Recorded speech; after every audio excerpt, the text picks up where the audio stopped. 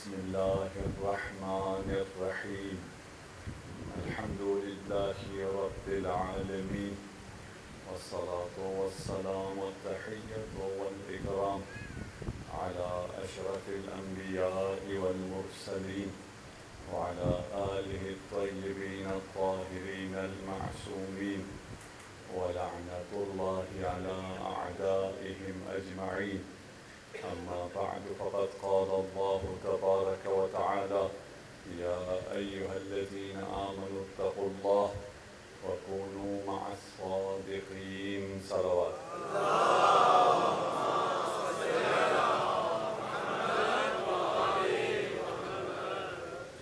میں تمام عزاداروں کا، انجمن جانثاران اہل بیت کا اور اس محلے والوں کا، ہمسایوں کا شکریہ ادا کرتا ہوں.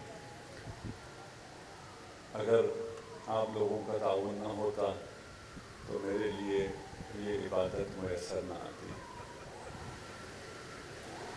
خدا کرے، ایک ہی تمنا ہے کہ زندگی یوں ہی نوکری امام حسین نے بتائی.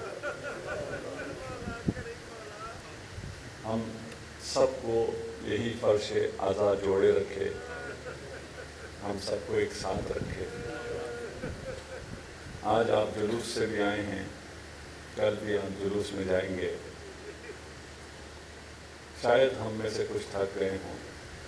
اگر تھکاوٹ ہو تو حسین کے ان بچیوں کو یاد کر لینا.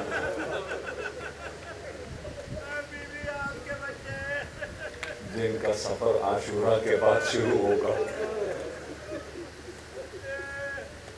آپ تو عاشور کے بعد پھر کچھ استراحت کر لیں گے، آرام کر لیں گے.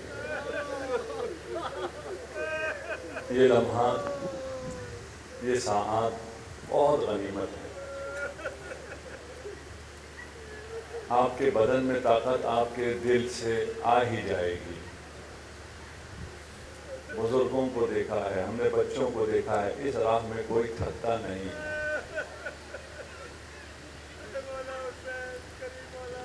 میں آج نچوڑ اپنا جو ہم نے اس پورے عشرے میں سمجھنے کی کوشش کی ہے، اسے اپنے دل میں اتارنے کی کوشش کروں گا، اپنے آپ کو تذکر دوں گا.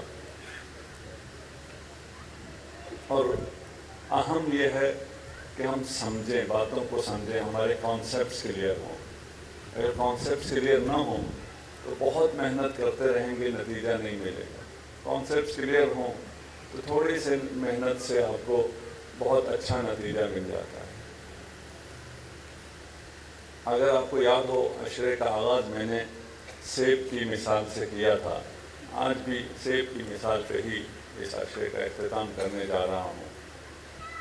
سوال یہ ہے کہ دین ہماری دنیا کو سنوارنے کے لیے آیا ہے یا ہماری آخرت کو؟ دین پہ ہم عمل کریں تو ہماری دنیا سنورتی ہے یا ہماری آخرت سنورتی ہے؟ دونوں سنورتی ہے. ابھی جو جواب آیا ہے وہ یہ ہے کہ اگر ہم دین پہ عمل کریں تو دین آیا ہے ہماری دنیا کو سنوارنے کے لیے، دین آیا ہے ہماری آخرت کو سنوارنے کے لیے. میں کہتا ہوں دین نہ دنیا کو سنوارنے کے لیے آیا ہے، نہ آخرت کو سنوارنے کے لیے آیا ہے. دین آپ کے دل کو سنوارنے کے لیے آیا ہے. اگر آپ کا دل سنور گیا، اگر تقرب الہی حاصل ہو گیا. دل سنورنے کا مطلب کیا تھا؟ اس دل میں خدا اچھا ہے، تقرب الہی. اگر تقرب الہی حاصل ہو جائے تو آپ کی دنیا بھی آباد ہے اور آپ کی آخرت بھی آباد ہے. دین دنیا کے لیے نہیں ہے، آخرت کے لیے نہیں ہے. سیب کے درخت کو نہ آپ سائے کے لیے لگاتے ہیں، نہ لکڑی کے لیے لگاتے ہیں. سیب کے درخت کو آپ پھل کے لیے لگاتے ہیں. جب پھل ملتا ہے تو سایہ بھی مل جاتا ہے اور لکڑی بھی مل جاتی ہے. لیکن اصل مقصد پھل ہے. اصل مقصد دین کا آپ کا دل ہے، آپ کا یہ قلب ہے. اس کے لیے یہ دین آیا ہے. اسے سنواریں. ان ایام کا مقصد بھی آپ کا یہی قلب ہے، آپ کا دل ہے، آپ ہیں. مولا کو آپ کی نیاز نہیں چاہیے. مولا کو آپ کے پیسے نہیں چاہیے، مولا کو آپ کی خدمات نہیں چاہیے، مولا کو آپ چاہیے۔ مولا کے پاس کسی چیز کی کمی، کسی چیز کی کمی نہیں ہے۔ آپ کی خاطر آپ کی ضرورت ہے، آپ کی ضرورت بھی مولا کو آپ کے لیے ہے، تاکہ آپ کو نجات ملے، مجھے نجات ملے۔ صلوات پڑھ سے محمد و آل محمد۔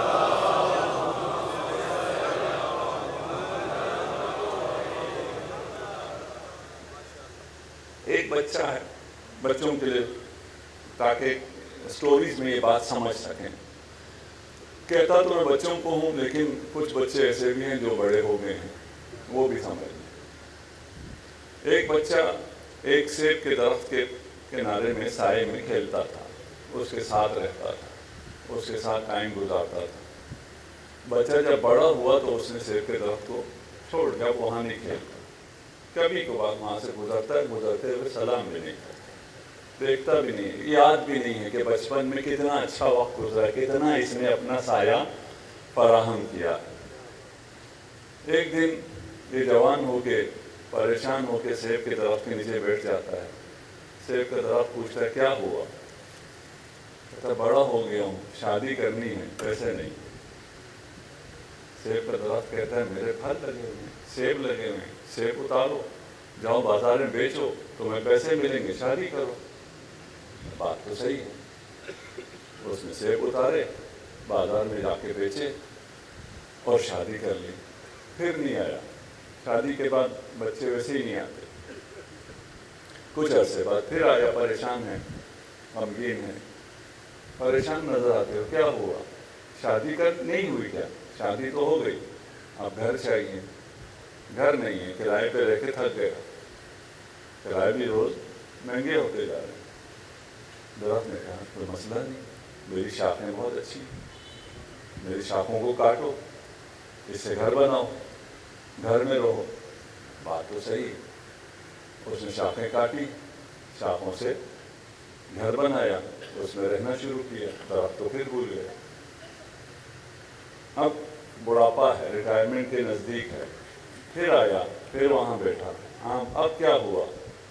بہت کام کیا، تھک گیا ہوں، کچھ تفریح کرنا چاہتا ہوں، بہت محنت کر لی زندگی میں۔ کہا تو کرو تفریح، کیوں نہیں کرتے؟ میں کیسے جاؤں؟ میرے پاس کوئی وسیلہ نہیں ہے، کوئی سواری نہیں ہے۔ کہا میرا تنا دیکھ رہے ہو، اتنا اچھا تنا ہے، اسے کاٹو، اس کی کشتی بناؤ اور گھومو، اپنی خستگی رفع کرو، تھکاوٹ اتار۔ اس نے کہا یہ بات بھی صحیح ہے۔ اس نے تنا کاٹا، کشتی بنائی، گھومتا رہا۔ اب کی جو آیا تو بوڑھا ہو چکا تھا، درخت کے پاس آیا، درخت نے کہا کہ اب کیا ہوا؟ کہا بہت لمبی کہانی ہے۔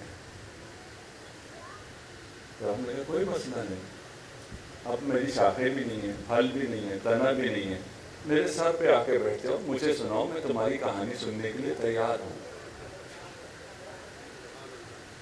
جانتے ہوئے درخت کون ہے اور یہ بچہ کون ہے؟ درخت ماں باپ ہیں اور بچے ہم اور آپ ہیں۔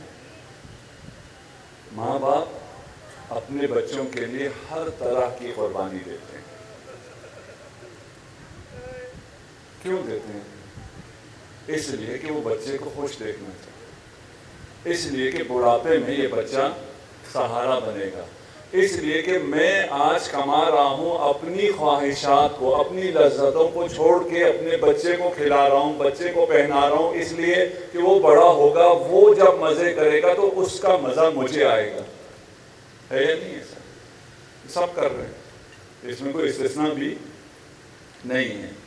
لیکن ایک مسئلہ ہے جس کی طرف میں نے آپ کو لے کے آنا، یہ صرف مادی ضرورتیں نہیں ہیں بچوں کی، بچوں کی ضرورتیں، بچوں کی خوشیاں، آپ کی خوشیاں، بچوں کو بھی چھوڑ دیں، دوسروں کو چھوڑ دیں، اپنے آپ کی بات کریں، آپ کی خوشیاں صرف مادی نہیں ہیں، آپ کی معنوی خوشیاں بھی ہیں۔ نہیں پہنچ سکا۔ آپ کی معنوی خوشیاں ہیں۔ آپ کی معنوی خوشی کا کیا مطلب ہے؟ جس طرح مادی قربانیاں دیتے ہو نا بعد میں مادی خوشی دیکھنے کے لیے، اسی طرح معنوی قربانیاں بھی دو. جوانی میں لذت گناہ کو ترک کرو، تمہیں خدا اس سے بہتر لذت دے گا.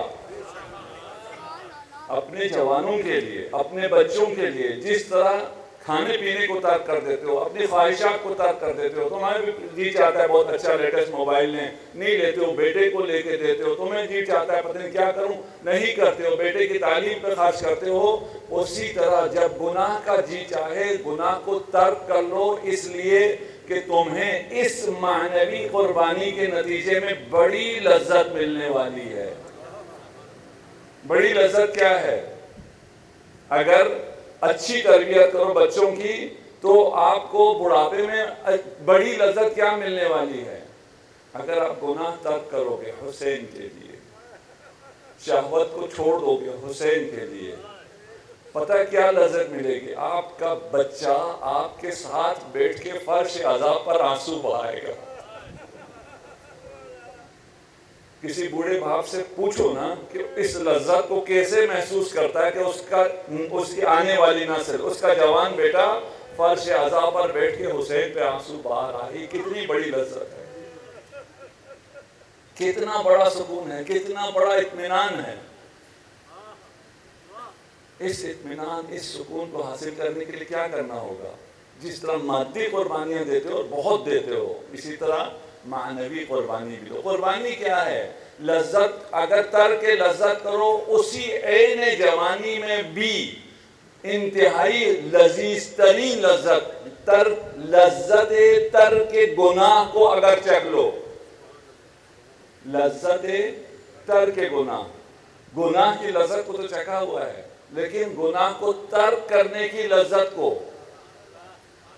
کوئی یوسف سے پوچھے نا کہ گناہ کو ترک کرنے کا کیا لذیذ ذائقہ ہے.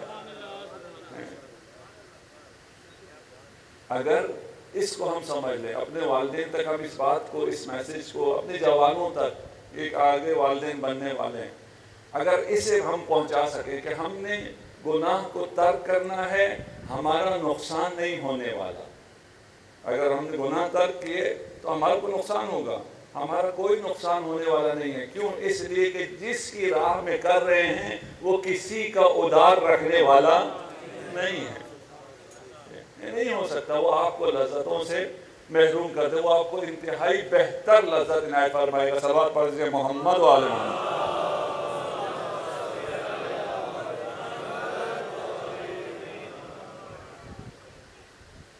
اب مسئلہ صرف اگر میری اس تک آپ آ گئے ہیں جہاں تک میں لانا چاہ رہا ہوں، اور تھوڑا سا میں آج آہستہ اس لیے بول رہا ہوں، میری طبیعت بھی ساتھ نہیں دے رہی ہے اور باتیں آپ کے دل میں بھی اتارنی ہیں. دل میں بات تھوڑی آہستہ کریں تو اترتی ہے.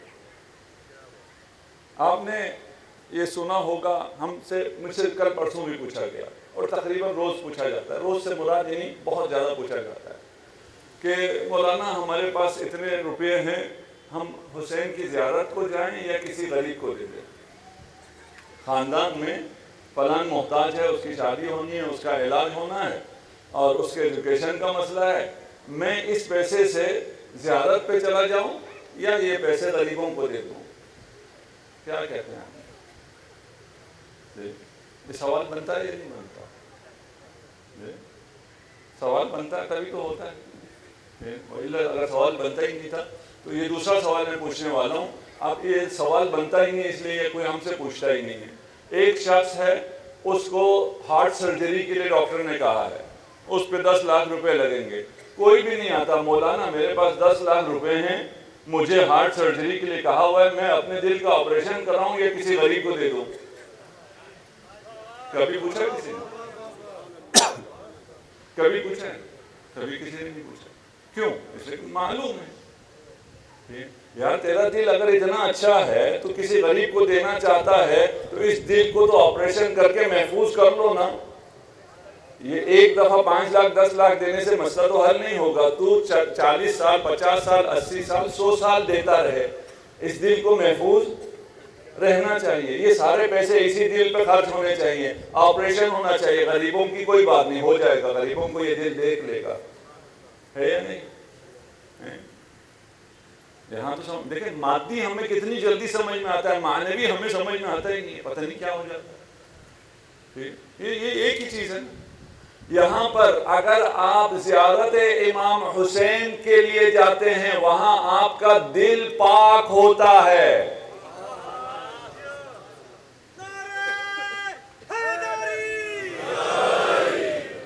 دل پاک ہونے کا کیا مطلب ہے؟ یعنی اگر آپ ابھی سالانہ 1,00,000 روپے غریبوں کو دینے والے ہیں، اگر امام حسین کی زیارت کو چلے گئے تو 5 لاکھ 10 لاکھ 50 لاکھ سالانہ غریبوں کو ملے گا. ایسا تو نہیں ہے. تمہیں یہ کس نے کہہ دیا ہے کہ زیارت امام حسین پہ جاؤ تو پیسے خرچ ہوتے ہیں؟ یہ کس نے کہہ دیا ہے؟ زیارت امام حسین پہ پیسے خرچ ہوتے ہیں؟ زیارت امام حسین پہ جاؤ تو زندگی خرچ ہوتی ہے؟ نہیں، پیسوں میں بھی برکت آتی ہے، زندگی میں بھی برکت آتی ہے.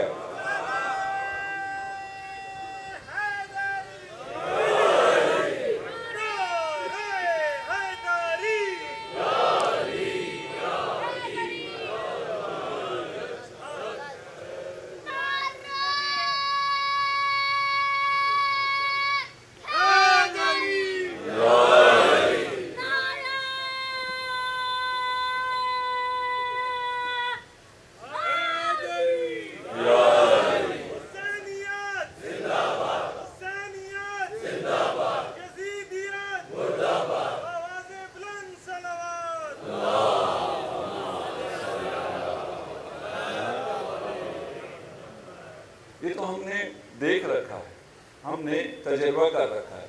جو آپ کے ذہن میں شاید نہ ہو وہ میں آپ کو بتا دیتا ہوں. 2 اور 2 کتنے ہوتے ہیں؟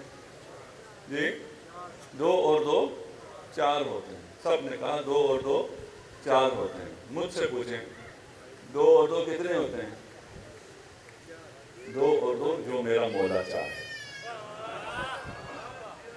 کوئی 4 نہیں ہوتے. اس راستے میں راہ حسین میں اگر 2 اور 2 خرچ کرو گے 4 نہیں ہوں گے. 2 اور 2 جو میرا مولا چاہے. اس کا اختیار ہے اس عالم پہ، ایسا نہیں اختیار نہیں ہے. آپ نے خود سب نے دیکھ رکھا ہے. آپ نے مشی میں اگر شرکت کی ہو، مشی میں انشاءاللہ آپ لوگ گئے ہیں، وہاں آپ نے کوئی سپلائی چین دیکھی ہے کہ کوئی سپلائی آ رہی ہو، دودھ آ رہے ہو، پانی آ رہا ہو، چینی آ رہا ہو، پتی آ رہا ہو، کیا آ رہا ہو؟ کہیں دیکھا ہے؟ کہیں سٹوریج دیکھا ہے؟ ویئر ہاؤسز دیکھے ہیں کہیں کہ کہیں بہت زیادہ سٹور کر رکھا ہو وہاں سے کھلا رہے ہوں؟ وہ بھی نہیں.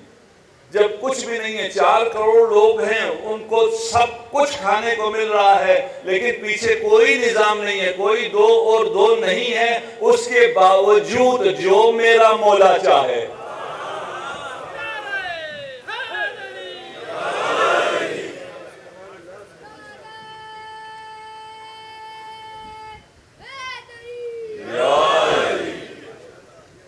عملاً دیکھا ہو، ہم نے ہر روز دیکھا ہوا.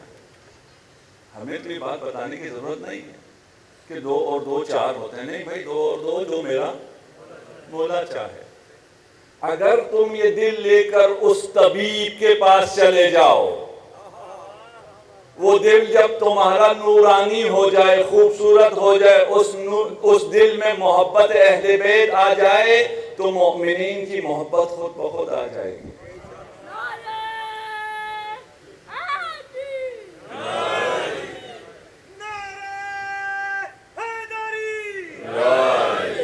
اچھا اگر شاید آپ کہیں اچھا اگر ایسا ہو جو کربلا سے ہو کے آتا ہے وہ زیادہ دیتا ہے، جو نہیں جاتا وہ کم دیتا ہے، تو کربلا سے جو واپس آتے ہیں انہوں نے بہت زیادہ دیا ہو، ہمیں تو کہیں نظر نہیں آیا. یہی تو حسین دیتا ہے کہ اس سے پہلے کربلا جانے سے پہلے جب انسان 1 روپیہ دیتا ہے 100 روپے کا شور کرتا ہے. کربلا سے آنے کے بعد کروڑوں دیتا ہے لیکن خاموش رہتا ہے. یہ کرم سیکھ کے آتا ہے. کس سے کرم سیکھ کے آتا ہے؟ جب مولا کے پاس ایک آیا نا، کسی نے اپنے نیاز بیان کرنا چاہی تو امام نے فرمایا خاموش، کہو نہیں، لکھو. تم کہو گے نا تمہیں شرمندگی ہوگی، مجھے یہ بھی برداشت نہیں ہے. کہو نہیں، لکھو. کہا مولا قلم نہیں ہے. کہا زمین پر انگلی سے لکھ دو. جو لکھا اس کے 100 برابر عطا کر دیا. کیوں؟ اس لیے کہ یہ دل جب حسینی ہو جائے تو یہ شور نہیں کرتا، پھر یہ کوئی احسان نہیں کرتا، یہ کسی یتیم کو پیسے دے کر اپنے پوسٹ نہیں چڑھاتا، تصویریں نہیں چڑھاتا، اعلان کرتا نہیں پھرتا، دینے کے بعد منت نہیں چڑھاتا، اس کو تنگ نہیں کرتا، اذیت نہیں کرتا، آپ کو پتہ نہیں چلتا. حسین کی راہ میں جاؤ.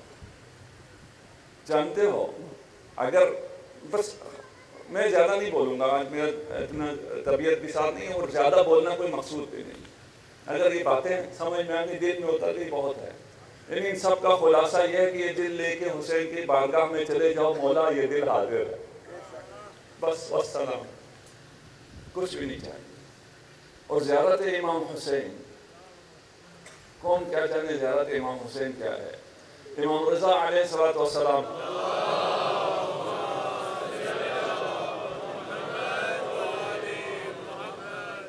آج کے دن بہتر صلوات ہونی چاہیے.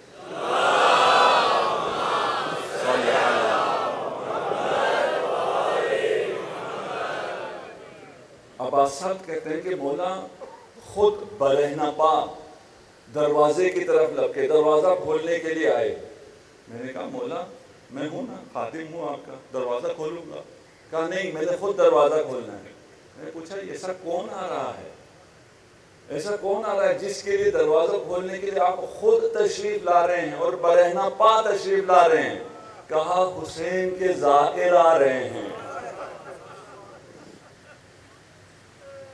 نہیں پہچان سکتے، حسین کے زائر آ رہے ہیں. امام رضا خود تشریف لا رہے ہیں، برہنہ پا تشریف لا رہے ہیں. دروازہ کھولا، ان کو سینے سے لگایا، انہیں سونگا. اور جب انہوں نے کہا کہ ہم آپ کے لیے ہدیہ لے کے آئے ہیں، تحفہ لے کے آئے ہیں، کہا کیا لائے ہو؟ کہا خاک شفا لے کے آئے ہیں. مولا نے خاک شفا کو چوما، آنکھوں سے لگایا اور کہا نہیں جانتے اس خاک پر کون سا خون بہا ہے.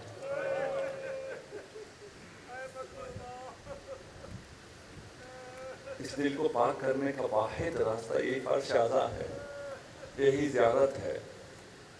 جانتے ہو راویہ ہیں، ابھی ان کا نام صحابیہ ہیں، نام میرے ذہن سے نکل گیا، بعض جو بھی نام ہو. اور خواتین کے لیے اگر وہ مدینے میں ہی کیوں نہ ہو، مسجد نبوی قریب ہی کیوں نہ ہو، ان کے لیے حکم یہ ہے کہ اپنی نماز اپنے گھر میں پڑھو. تمہارا گھر ہی تمہارے لیے مسجد ہے. کہاں؟ مدینے میں. کس مسجد کے مقابلے میں؟ مسجد نبوی کے مقابلے میں تمہارا گھر تمہاری مسجد ہے. امام سے پوچھا کرتے تھے، مدینے میں بیان کیا کرتے تھے کہ تمہارا گھر ہی تمہاری مسجد ہے، یہیں رہو. اسی راوی سے امام ارشاد فرماتے ہیں تم زیارت حسین کے لیے گھر سے کیوں نہیں نکلتی ہو؟ تم کیوں نہیں نکلتی ہو؟ تم نکلو، تم عزاداری کے لیے گھر سے نکلو، فرش اعلیٰ پر آؤ. تمہارا گھر عزاخانہ نہیں ہے، عزاخانے میں آنا ہوگا، لیکن تمہارا گھر مسجد ہو جائے گا. وہاں نماز پڑھو گے تمہیں مسجد کا ثواب ملے گا. امام کاظم علیہ السلام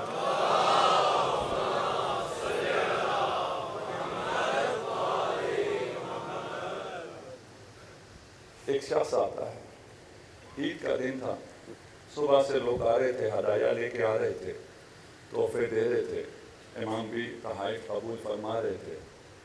ایک شخص سب سے آخر میں آیا اور اس کے پاس کچھ لانے کے لیے نہیں تھا.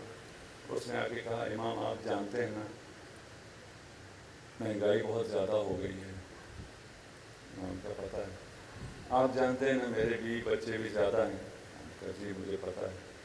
کہا آپ جانتے ہیں نا میں آپ کے لیے ہدیہ لانا چاہتا تھا، میں نے بڑی کوشش بھی کی لیکن میں کچھ نہیں خرید سکا. کہا جی میں یہ بھی جانتا ہوں. جانتے ہیں ہم جو رویہ ہمارا آپس میں ایک دوسرے کے ساتھ ہوتا ہے، کبھی کبھار اولیاء اللہ اور خدا کے ساتھ بھی ہمارا ویسا رویہ ہوتا ہے. ہم سمجھتے ہیں کہ خدا کو نہیں پتا، ہم سمجھتے ہیں امام حسین کو نہیں پتہ، کہ ہم امام حسین کو بتائیں کہ مولا میں صبح سے عزاداری کر رہا ہوں، وہ تیرے اعمال پہ شاہد ہیں، وہ سب جانتے ہیں، انہیں بتانے کی ضرورت نہیں ہے، کریم ہے، سن لیا۔ کہا مولا میں کچھ ہدیہ لانا چاہتا تھا، کچھ نہیں لا سکا، خالی ہاتھ آیا ہوں، شرمندہ ہوں، ایک ہدیہ پیش کرنا چاہتا ہوں، مرثیے کے 2 جملے سناؤں گا، میں حسین کا مرثیہ پڑھ سکتا ہوں، مجھے شعر یاد ہیں۔ امام نے کہا ارشاد فرمایا سناؤ، اس سے بہتر اور کیا ہدیہ ہوگا۔ جب اس نے مرثیہ پڑھا، امام نے گریہ کیا، تو امام نے خادم سے فرمایا کہ صبح سے جتنے تحائف آئے ہیں سب لے آؤ۔ وہ سارے تحفے لے کے آیا، سارے تحائف اسے دینے کے بعد کہا کہ جو تحفہ تو نے دیا ہے یہ اس کا بدلہ نہیں ہو سکتا، یہ تو دنیا میں رہا، اما الباقی فی الآخرہ۔ کتنا عظیم ہے حسین۔ اما الباقی فی الآخرہ، جانتے ہو کیا مطلب ہے اس کا؟ کہ باقی جو رہ گیا دنیا میں تو ہم نے دے دیا، تمہیں جو کچھ ملا ہے یہ حسین کا صدقہ ہے۔ اما الباقی فی الآخرہ، ان عزاداریوں میں آ رہے ہو تم محروم نہیں رہو گے۔ عزادار حسین کو آخرت میں کیا ملے گا؟ امام جعفر صادق علیہ السلام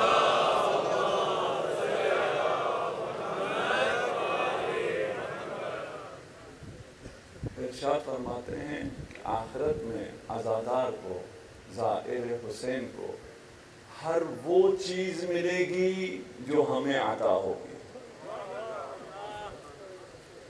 نہیں سمجھ سکا، میں نہیں سمجھ سکا، آپ کیا سمجھیں گے؟ قیامت کے دن معصومین کو کیا عطا ہوگا کون سمجھ سکتا ہے؟ امام ارشاد فرما رہے ہیں ہمیں جو کچھ بھی ملے گا ہم کہیں گے یہ عزادار کو بھی ملے، یہ زائر حسین کو بھی ملے۔ اتنا خوبصورت در ہے، ادھر سب چھوڑ کے آ جاؤ، آ جاؤ۔ قل یا عبادی الذین اسرفوا علی انفسہم،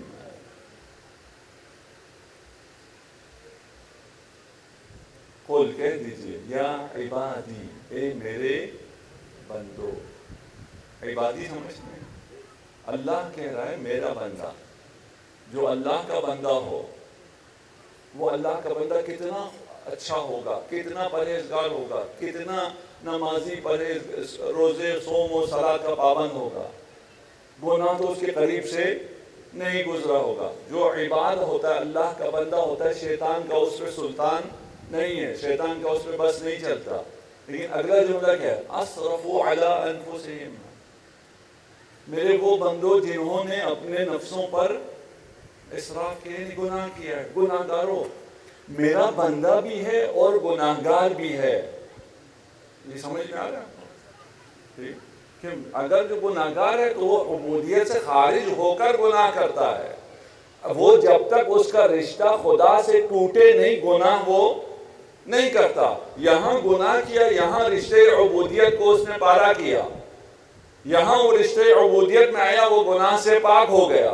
یہاں خدا جمع فرما رہے ہیں، خدا یہ ارشاد فرما رہے ہیں کہ یہاں یا قل یا عبادی الذین اسرفوا علی انفسہم، میرے وہ بندو جنہوں نے گناہ کر رکھے ہیں۔ یہ کون سے بندے ہیں؟ یہ جمع کرنا میرے لیے واقعا انصاف تھا۔ جب تک روایت سامنے نہیں آئی، جب تک ہمیں امام سے رہنمائی نہیں ملی، امام جعفر صادق علیہ السلام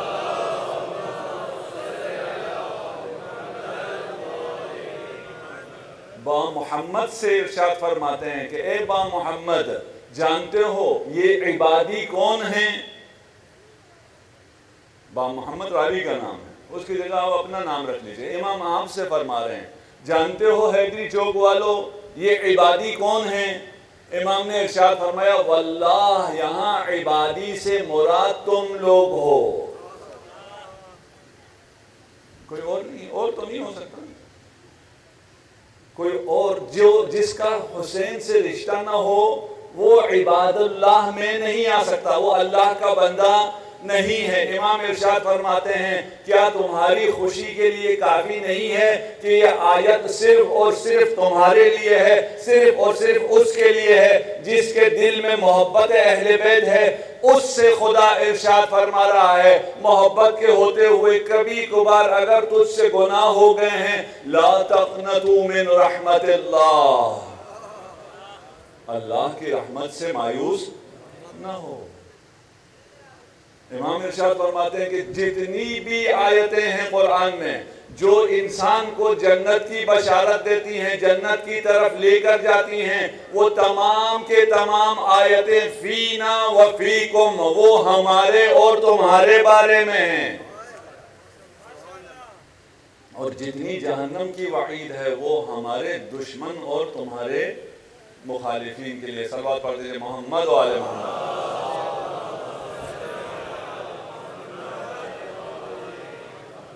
ان اللہ جعل لأخی علی بن ابی طالب فضائل لا تحصى عددا، امیر المؤمنین کے لیے اتنے فضائل اللہ نے قرار دیے ہیں جن کا شمار کرنا ممکن نہیں ہے۔ من ذکر فضیلۃ من فضائلہ، جو ایک فضیلت امیر المؤمنین کے اتنے فضائل میں سے ایک فضیلت کا ذکر کرے۔ یہ فضیلت کا ذکر ہم کیوں کر رہے ہیں؟ یہ ذکر ہم کیوں کر رہے ہیں؟ اپنے قلوب کو زندہ کرنے کے لیے، اپنے قلوب کو پائندہ کرنے کے لیے۔ جو فضیلت کا ذکر کرے، من ذکر فضیلۃ من فضائلہ مقرا لہ، لیکن اس فضائل کا اقرار بھی کرتا ہو، من کنت مولا بھی کہتا ہو، سقیفہ کو بھی مانتا ہو، یہ تو نہیں چلے گا۔ یہ تو کوئی فضیلت کا بیان نہیں ہے۔ جو علی کے، آپ کو بس یہ آخری حدیث ہدیہ کر رہا ہوں، آپ کے قلوب انشاءاللہ منور ہو گئے ہیں، اور آپ سے التماس دعا ہے جو علی کے فضیلتوں میں سے ایک فضیلت بیان کرے گا، اس کا اقرار کرتے ہوئے غفر اللہ ما تقدم من ذنبہ وتأخر، خدا اس کے اگلے پچھلے سارے گناہ معاف کر دے گا۔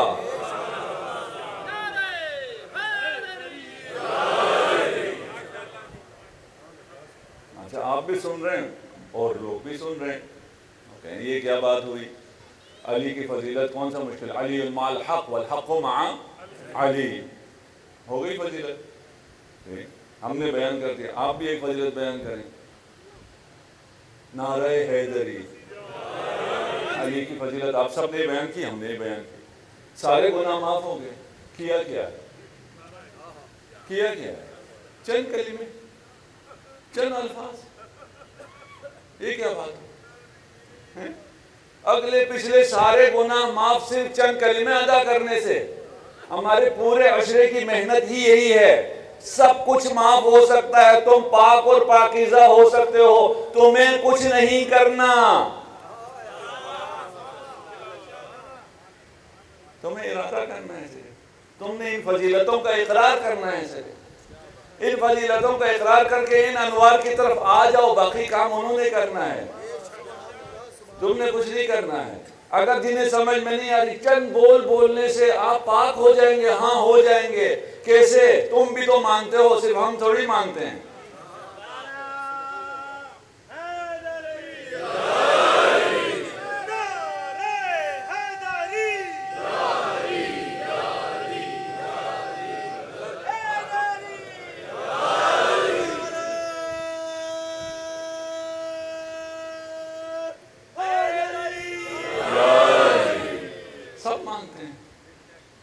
مزے کی بات بتاؤں، اگر اسے ہم نہ مانیں، ہے کیا؟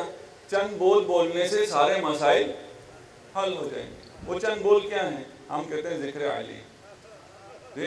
آپ چھوڑ دیجیے وہ جو بھی ہے، چند بول بولنے سے سارے گناہ دھل جائیں گے۔ ہو سکتا ہے یا نہیں ہو سکتا؟ اگر نہیں ہو سکتا تو ہمیں کوئی مشکل نہیں ہے، تم مشکل میں ہو۔ اگر یہ نہیں ہو سکتا ہمیں کوئی مشکل نہیں ہے، ہم جنت میں چلے گئے، پھر بھی تم مشکل میں ہو، اس لیے کہ جسے ہم بڑا مانتے ہیں اس کے ہم نے کوئی گناہ نہیں بخشوانے۔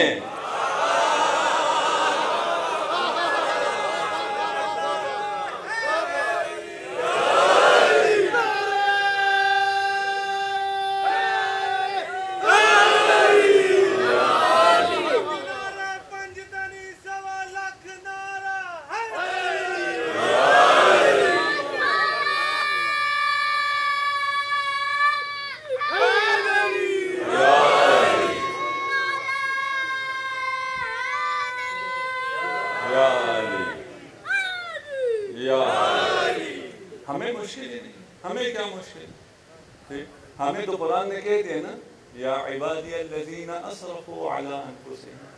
ہم کہیں گے ہم گناہگار ہیں, ہمیں کہا ہے کہ تمہارا امام تو گناہگار نہیں ہے, تمہارا امام تو وہ ہے جنہیں سب کرم اللہ وجہہ کہتے ہیں.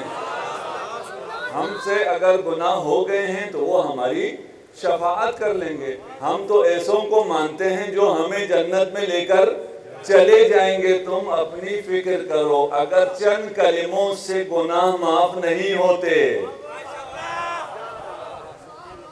اگر کلمہ توحید کلمہ ہی ہے نا, لا الہ الا اللہ چند الفاظ ہی ہیں نا, اگر ان چند الفاظ سے گناہ معاف نہیں ہوتے تو ان کا شرک کیسے معاف ہوگا؟ وہ تم مشکل میں ہو, ہم مشکل میں نہیں ہیں. اگر کیسے ممکن ہے کہ لا الہ الا اللہ سے شرک معاف ہو جائے, علی ولی اللہ سے گناہ معاف نہ ہو؟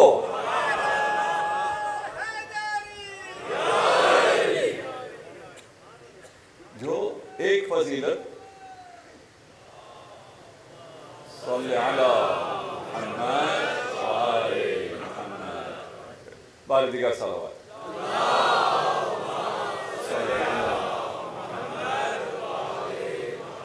حدیث قرآنی ہے, میں ایک صرف جملہ اور بیان کر دوں. جس نے, عربی بھی نہیں سنا رہا, صرف اردو سنا رہا ہوں, جس نے امیر المؤمنین کی ایک فضیلت سنی, اس کے تمام وہ گناہ جو اس نے کانوں سے انجام دیے معاف ہو گئے. سمجھنے کی ضرورت ہے نا, ہم تو سمجھا رہے ہیں نا, ہم بغیر سمجھے تو آگے نہیں جا رہے. کیا مطلب ہے گناہ کا معاف ہونے کا؟ کیا مطلب ہے گناہ کا معاف ہوتا ہے؟ جب آپ توبہ کر لیں. توبہ آپ کب کرتے ہیں؟ جب آپ کو گناہ برا لگتا ہے, جو کام آپ نے کیا ہے وہ آپ کو برا لگتا ہے, آپ توبہ کرتے ہیں, آپ کہتے ہیں آئندہ یہ غلطی میں کبھی نہیں کروں گا, تو وہ گناہ معاف ہو جاتے ہیں. جس نے علی کے فضائل میں سے کوئی ایک فضیلت سن لی, اس کے کان جب فضیلت علی سے آشنا ہو گئے, اس کے بعد وہ کبھی بھی کانوں سے گناہ نہیں کر سکتا, کسی ایرے غیرے کی فضیلت سن سکتا ہی نہیں ہے.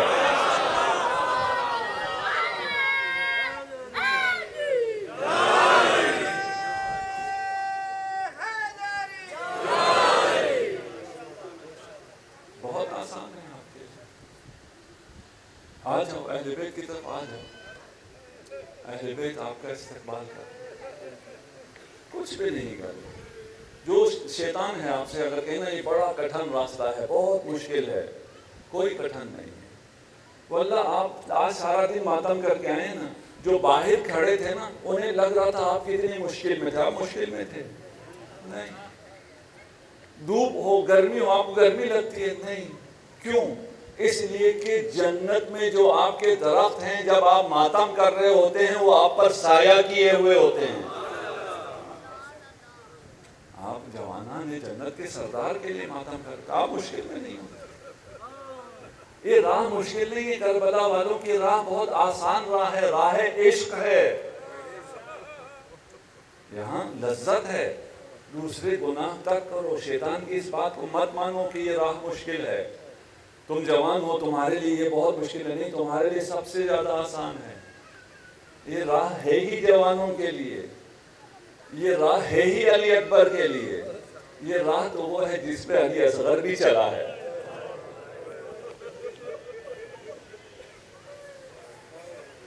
جب کوئی نہ رہا, حسین نرغے اعداء میں تنہا رہ گئے.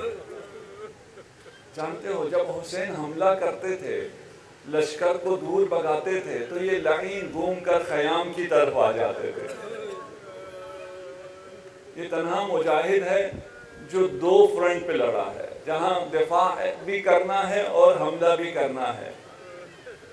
جب حملہ کرتے تو حل من ناصر ینصرنا کی صدائیں دیتے, اور جب وہ اعداء حرم کی طرف حملہ کرتے تو آپ کی استغاثہ کی آواز بدل جاتی, حل من مغیث یغیثنی.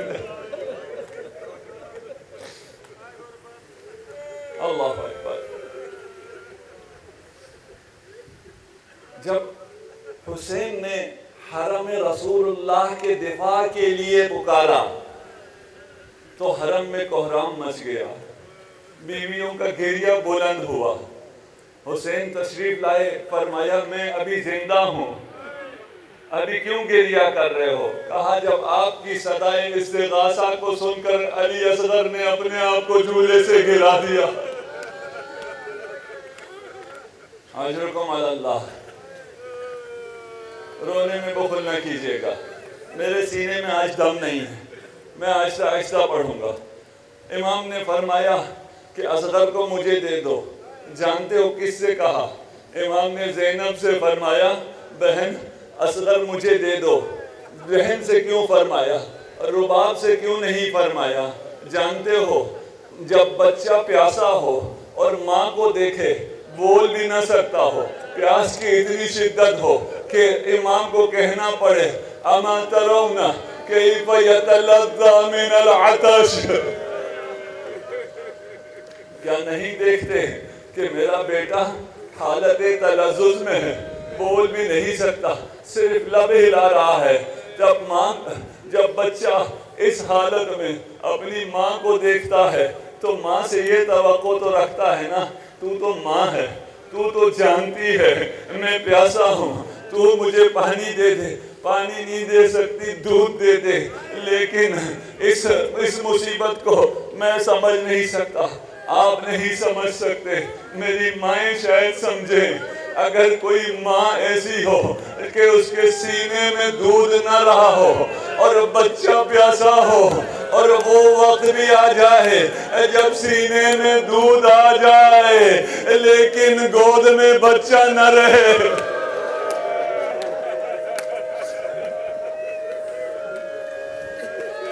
اجرکم علی اللہ۔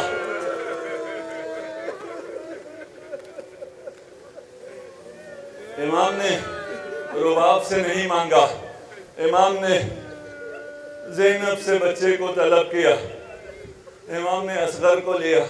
جانتے ہو جب کوئی دستاویز تیار ہوتی ہے تو دستاویز مکمل ہونے کے بعد آخر میں ایک چھوٹی سی مہر لگائی جاتی ہے کہ یہ دستاویز اصلی ہے۔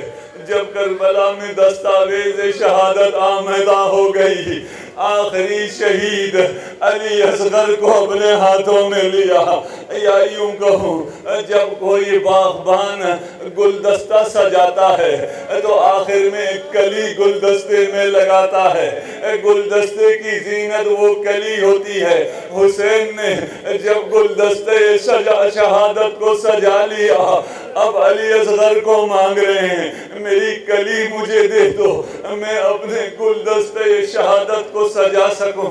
حسین نے اصغر کو اپنی ابا کے اوڑھ میں رکھا، اپنی ابا میں رکھ کر ابا کی طرف دیکھتے جا رہے ہیں، چومتے جا رہے ہیں۔ آدھا نے کہا حسین قرآن لے کر آ رہا ہے، حسین اب پانی مانگنے کے لیے ہمیں قرآن کا واسطہ دے گا۔ جب حسین لشکر اعداء کے سامنے آئے، ابا کو پلٹا، دیکھا شیر خوار ہے، اصغر ہے، کہا تمہاری نگاہ میں کتنا بڑا جملہ ہے یہ، تمہاری نگاہ میں اگر میں مجرم ہوں۔ حسین کو یہ کہنا پڑا، کتنا آنسو بہانا چاہیے حسین والوں کو، حسین کو یہ کہنا پڑ رہا ہے اگر تمہاری نگاہ میں میں مجرم ہوں، میں نے کوئی جرم کیا ہے، یہ بچہ تو بے گناہ ہے، یہ بچہ تو معصوم ہے، اسے دیکھو کیسے جان بلند ہو رہا ہے، اسے چند قطرے پانی کے پلا دو۔ اگر تم یہ سمجھتے ہو کہ اس کے بہانے میں پانی لے لوں گا، یہ بچہ زمین پر رکھتا ہوں، تم خود پانی پلا دینا۔ لشکر اعداء میں کوہرام مچ جاتا ہے، سب منہ چھپا چھپا کر رونا شروع کرتے ہیں۔ اتنے میں حرملہ سے کہا گیا اقطع کلام الحسین، حرملہ حسین کے کلام کو کاٹ دو۔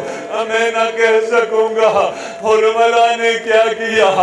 یہاں حرملا نے تیر سے شعبہ جوڑا, وہاں زہرا نے لہت چھوڑی. میرے بچے کی خیر, حرملا نے جو تیر سے شعبہ جوڑا, جانتے ہو تیر سے شعبہ کسے کہتے ہیں؟ تیر سے شعبہ گردن توڑنے کے لیے ہے, انسان کی نہیں, اونٹ کی گردن توڑنے کے لیے ہوتی ہے. حسین اصغر کو ہاتھوں میں بلند کیے دکھا رہے ہیں. اصغر اپنے خشک ہونٹوں پر خشک زباں پھیر کر اپنا رجز پڑھ رہے ہیں. فوج ازقیہ گریہ کر رہی ہے. اتنے میں تیر سے شعبہ چلا. اصغر حسین کے ہاتھوں میں مرغ بسمل کی طرح تڑپا.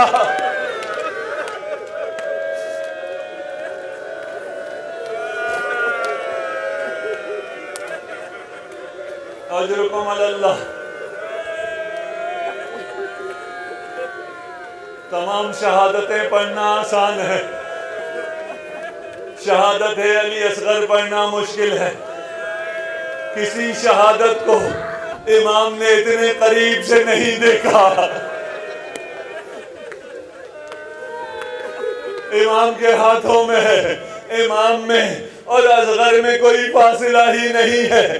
تیر کو آتے ہوئے امام نے بھی محسوس کیا ہے, اصغر نے بھی محسوس کیا ہے. تیر کھا کر اصغر امام کے ہاتھ میں پلٹ گیا ہے. یہ وہ مجاہد ہے جس نے خود کوئی تلوار نہیں چلائی, خود کوئی تیر نہیں چلایا, لیکن سارے اعداء کو شکست دی, ایک ہی تیر کھائی. لیکن ایک سے زیادہ کیوں نہیں؟ شاید اصغر کہیں بابا کے سینے پر تھا, بابا تو ایک تیر بھی برداشت نہ کر سکے.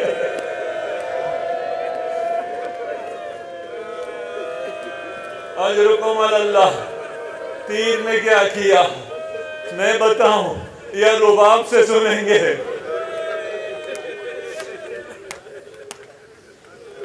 جانتے ہو مجھ سے پڑھا نہیں جا رہا, میں اپنی ہمتوں کو جمع کر رہا ہوں کہ یہ پڑھ سکوں. جب رباب کو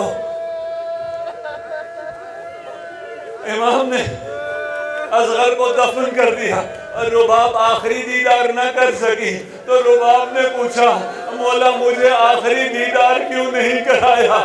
تو جب بتایا کہ اصغر کیسے شہید ہوا تھا, تو رباب نے رو کر کہا بنیا اصغر مثلک ینحر, کیا تجھ جیسے کو نہر کیا جاتا ہے؟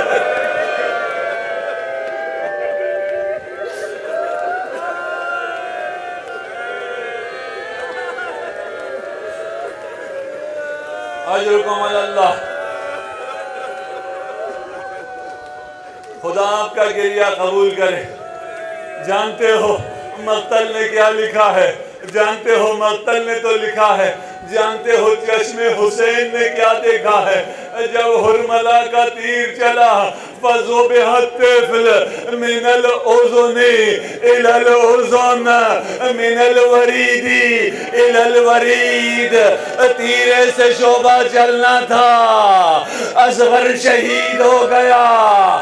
ایک کان سے تیر لگا, دوسرے کان سے نکل گیا.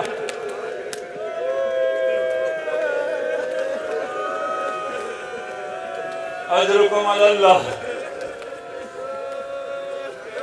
خدا آپ کے بچوں کو سلامت رکھے. خدا کسی باپ کو بچے کا غم نہ دکھائے. اگر کسی بچے کا انتقال ہو جائے تو کیا کرتے ہیں؟ باپ لاش اٹھاتا ہے, رشتہ دار آگے بڑھتے ہیں, دوست آگے بڑھتے ہیں, کبھی کوئی لاشا اٹھاتا ہے, کبھی کوئی لاشا اٹھاتا ہے. لیکن حسین, تنہا حسین, مظلوم حسین, یکو تنہا فریدہ اصغر کو اٹھائے خیام کی طرف بڑھ رہا ہے. کبھی آگے جاتا ہے, کبھی پیچھے آتے ہیں.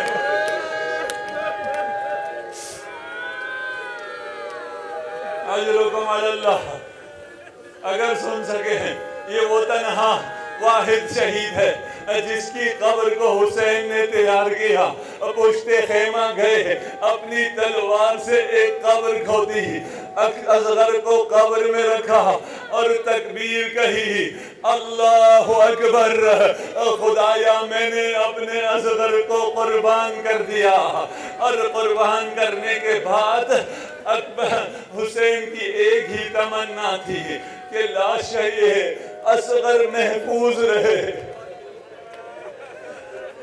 جب حسین نہ رہیں گے تمام لاشوں سے سر جدا کیا جائے گا, لاشوں کی جسارت کی جائے گی. یہ 6 ماہ کا لاشا ہے, یہ برداشت نہ کر سکے گا, حسین برداشت نہ کر سکیں گے. لیکن جب لاشوں کو گنا جانے لگا, سروں کو نوک نیزہ پر بلند کیا جانے لگا, کسی لعین نے کہا ایک سر کم ہے, 72 شہید ہیں, 71 سر ہیں. کسی ملعون نے کہا میں نے دیکھا تھا حسین پشت خیمہ اصغر کو دفن کر رہے تھے. کیسے کہوں, 4 لعین آئے, ہاتھوں میں نیزہ ہے. میں کہوں گا رباب آپ نہ دیکھیے, رباب آپ جھولے کو دیکھیے, نیزہ زمین میں گیا, باقی سر نیزے پر بلند ہوئے, اصغر کا بدن نیزے پر بلند ہے.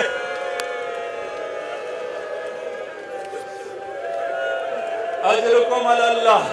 بس آخری جملے, بس 1 منٹ کی زحمت ہے. اصغر کا سر کہ نیزہ پہ بلند ہونے سے پہلے رباب پکاری, میرے آقا آپ کی آخری حسرت پوری نہیں ہوئی.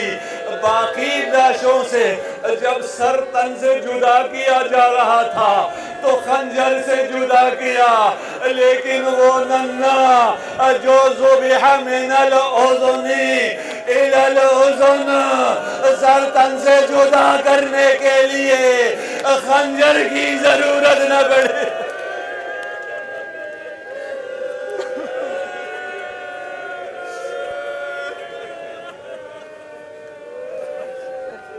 سيعلم الذين ظلموا أي منقلب ينقلبون.